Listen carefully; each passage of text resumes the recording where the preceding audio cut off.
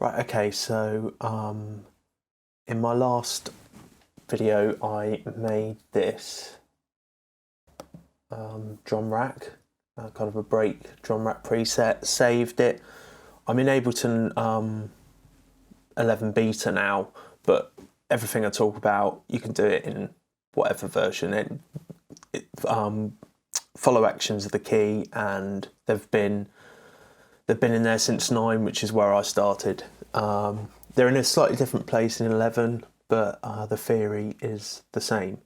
So what I'm going to do is I'm going to program some clips, and then I'm going to use follow actions to generate some kind of drum loops for us, some break loops, some interesting tracker style fills, pitch rolls, etc. with using this break rack, and then I'm going to slice another break and do the same thing again with that and use follow actions to generate new patterns. And you can kind of generate infinite loops of your own new breaks that you can then save and use in other things. Or it's just a really interesting, really quick way of getting interesting patterns with a little effort.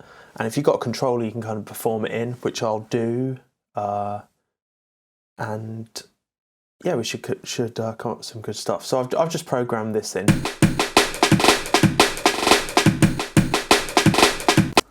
So let's have a look at that. So yeah, we've got the kind of kicks, some little ghost snares, this kind of double hit, and some little fills here, some little kind of trills, rolls on the drums, and I've just programmed in a kind of velocity curve.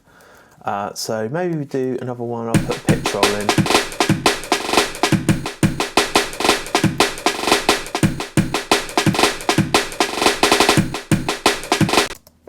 Okay, so what I'm going to do is I'm going to, I've mapped the pitch here, and I'm actually going to use that. So in the envelopes, again, you find this in 10 or 9 or whatever you're using. Good thing about most recent Ableton is, like, I think it was in 10, you can, anything you click on will then appear in the envelope here, so that's really useful. Okay, so I'm just going to program in some kind of pitch roll down. You see what that sounds like. Great, and I am going to duplicate that loop. And no, it's not there. I did do that. Yeah, there we go. I'm going to do some different stuff here. So let's maybe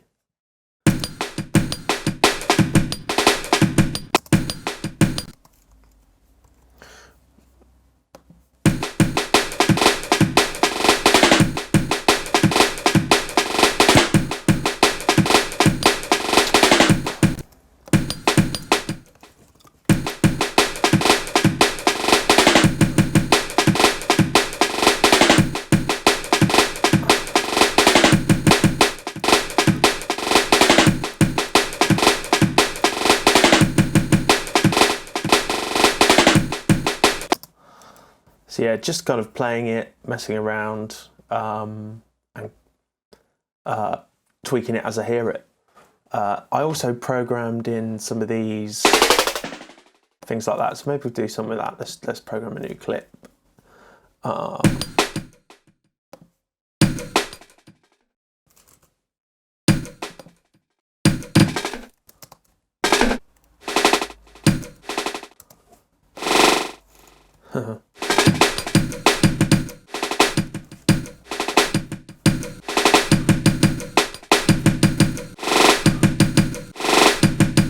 That could be cool. I'll duplicate that, might embellish it a little bit.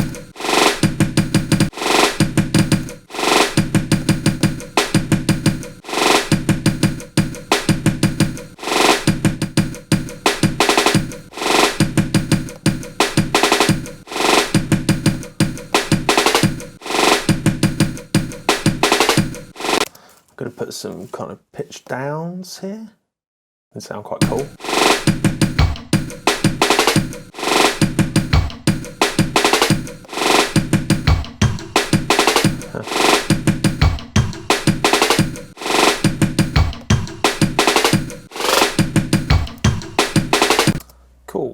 nice. Maybe do one more and then I'll get the follow actions going.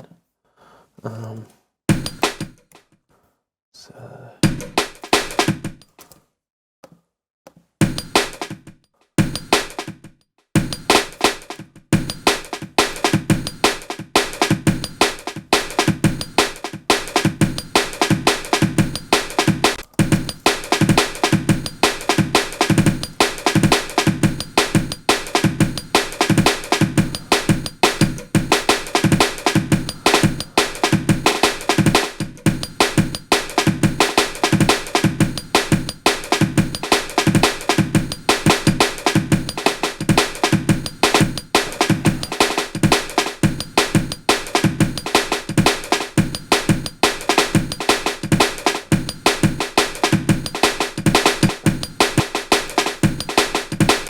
nice. Okay, so we've got some loops there, and I've got an APC Mini here that is really good because I can just kind of play them in, really handy.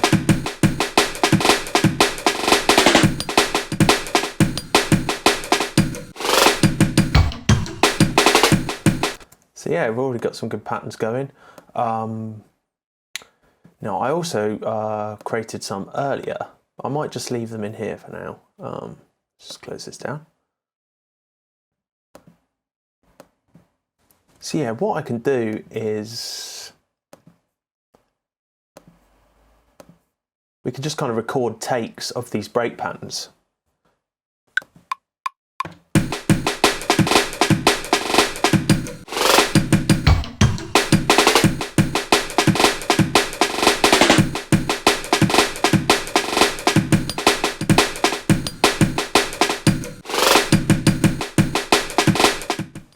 There we go, gives you an idea.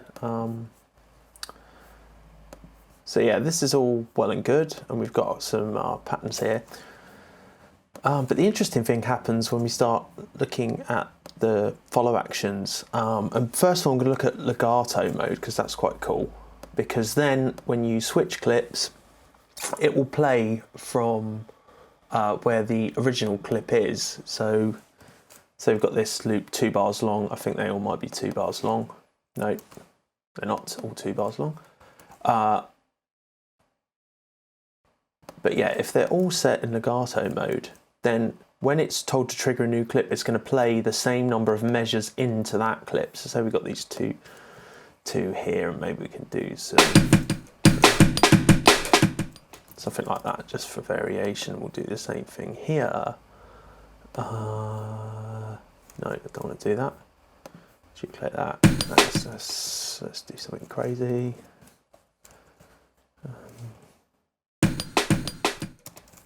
Something like that. Okay, how long was this one? Again, short clips are fine, but I'm just going to show it to illustrate the legato thing happening. Yep, no, that's like half timing it. Why is it doing that? There we go. And maybe something like this. Okay, this one.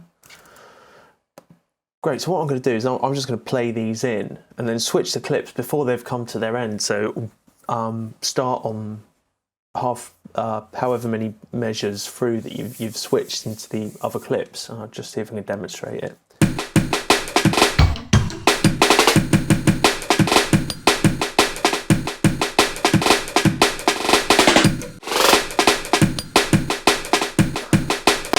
So yeah, that's, you can kind of hear it. If you watch, keep an eye on the counter here, then you can see it switching before the loop is completed.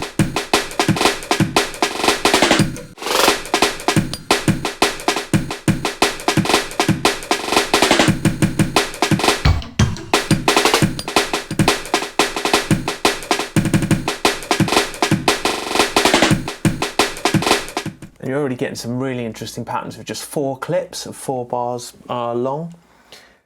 And right, let's have a look at the follow actions then, because this is where you can start to kind of generate all manner of really interesting patterns without really having to do anything.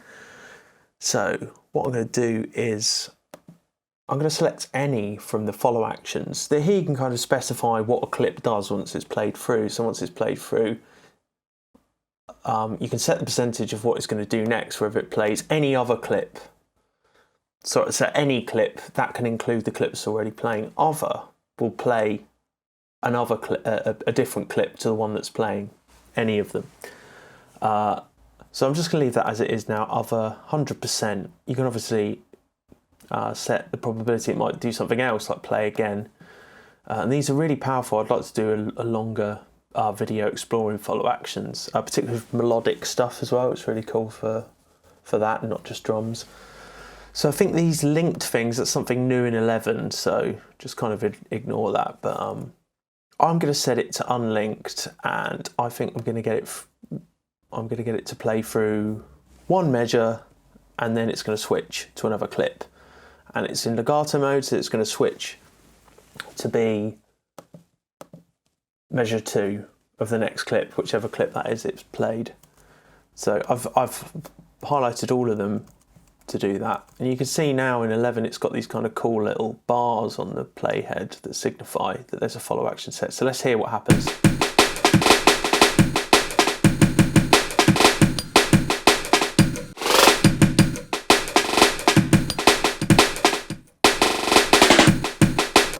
Great, that's really cool already. Now it can go a bit crazy, and there might be patterns that just don't work as well as others. So what I like to do is just kind of record them and then pick my favourite bits. It's just a really easy way of generating interesting break patterns without having to do all the timeline snipping. You can do that at a later point once you've kind of got these initial MIDI patterns. So yeah, let's set that to record and just set it running.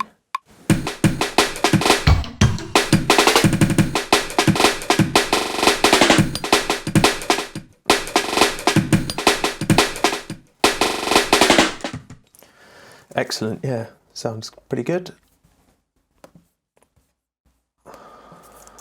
And here we go, got them in the... I could just Command J to combine that, pull that back in, and now I've got a new clip, something completely different, with all our patterns combined that we, would have been hard set maybe to draw all this stuff in, or to come up with an 8-bar loop that was this long with all these patterns. It's just and if we did it again, it'd be completely different.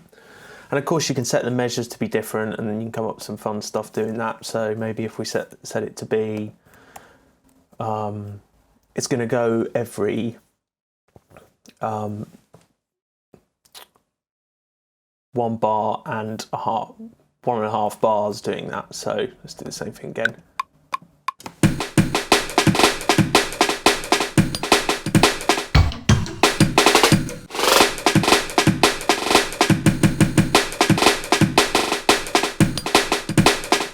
Yeah, it sounds pretty good already. There's another nice little... So yeah, we've got another 8-bar loop there that we can use, and we've just, we can generate the patterns of the parts of a song really quickly just using these follow actions. So we've got a loop there, and we could do it again with the longer clips. Follow actions on follow actions. Or we might want to have these kind of longer clips and then have these almost fill clips to be doing their thing. And maybe we want to set something like this can have these as a fill, and this can have these as a fill. And we're going to have this maybe to go follow action, so it's going to do another, it's going to play one of the other 2 clips we put as a fill. And maybe if I did it something like, so it happened just before the end of a 4-bar break phrase. And you can see that the head's going there. I don't think that's something that is in 10 or 9, so, but you can just set it from here. And then it's going to play a little clip of this, and maybe if we just have it so it's completing the end of the phrase with a little 2 beat thing. So let's hear it.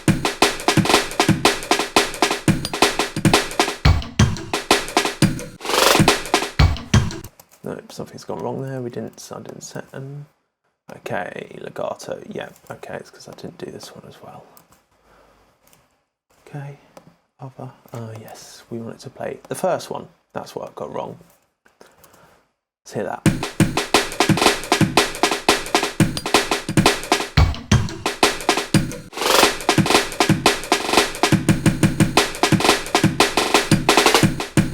Great. Another thing you can do is you can kind of set the loop length differently. See, the pattern's always going to be rotating. It will never happen at the same time. They'll never synchronize. And this can give some really, well, you can make it start at a different point. This gives some really interesting results. And maybe we'll just, so I've made that, yeah. Maybe we'll make this free there and it can happen here. Might be really rubbish and not very good and just really crazy.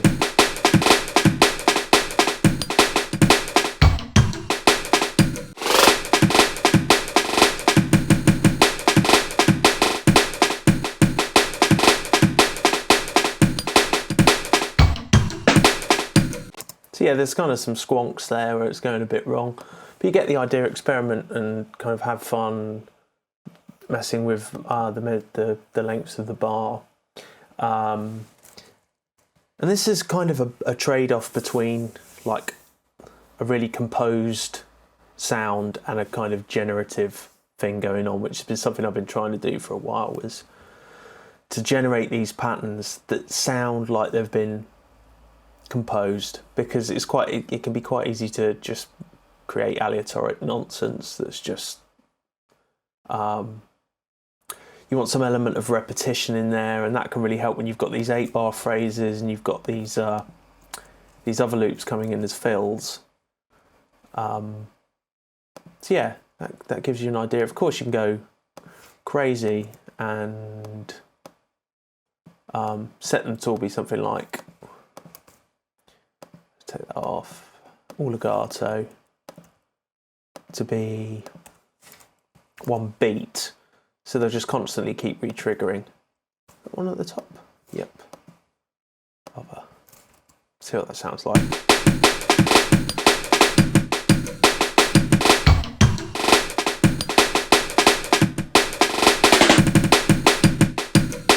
Yeah, there's some there could be some decent stuff in there if you let it run for a bit. And it works really well when you've got audio, and that's something I'd like to do separately, is maybe do some stuff with audio where you've got different breaks that have been processed in a different way, and you can use follow actions to get some really interesting results really quickly. That's the thing. A lot of stuff, a lot of chopping things on the timeline or arranging them takes a long while. Takes long to do. Songs take ages. So I'm just going to chop this break down, and in fact I've done that already.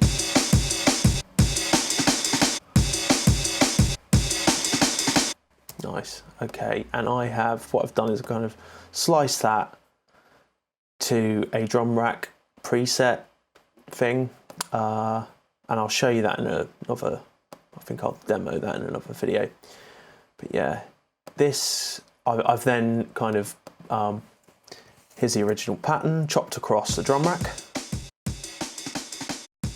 I think I've added in some nice little things like reverses and time stretches. Again, I'll look at that in another thing. This is really just to focus on the follow actions. So we've got a nice kind of breaks, crazy breaks here. Maybe we'll just set this to be 1. After one bar, after one, see, this is where I always get confused. It's after, how long? Let's have a listen. Yeah, after 4 beats, after 1 bar, it's going to play another one.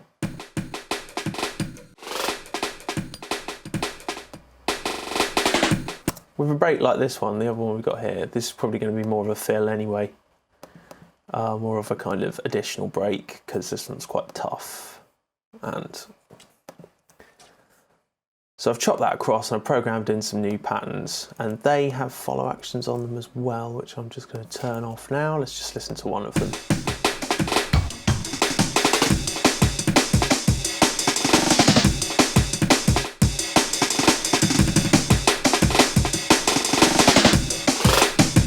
Yeah, great, some really good results there already. So what I'm going to do with these ones, I don't know what these are.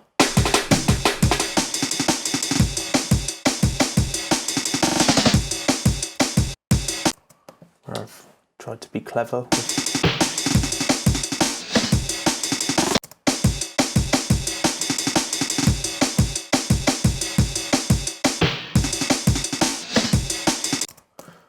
Great.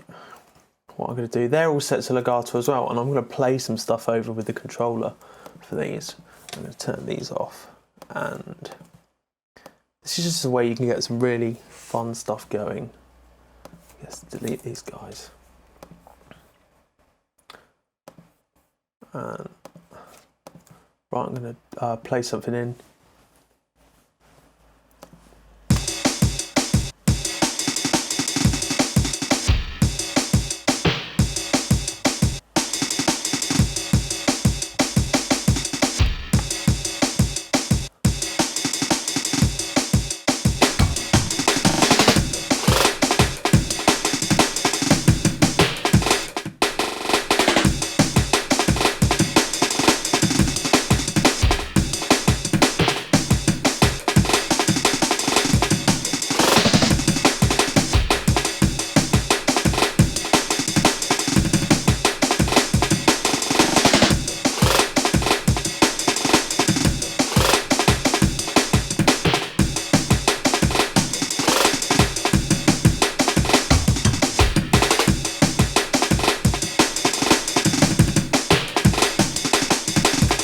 Great, really interesting kind of patterns happening all by themselves that don't sound too crazy and sound like they could have been actually composed. And you can always like take smaller chunks of them to repeat and give your listener something of a more repetitive element than they'd be expecting. And I'm just going to set some follow actions on these. Let's just go. Let's do follow actions after one bar to one beat. And the same with the others, and you'll see it just goes all a bit crazy, but sometimes that can be good, especially if you go at a higher tempo.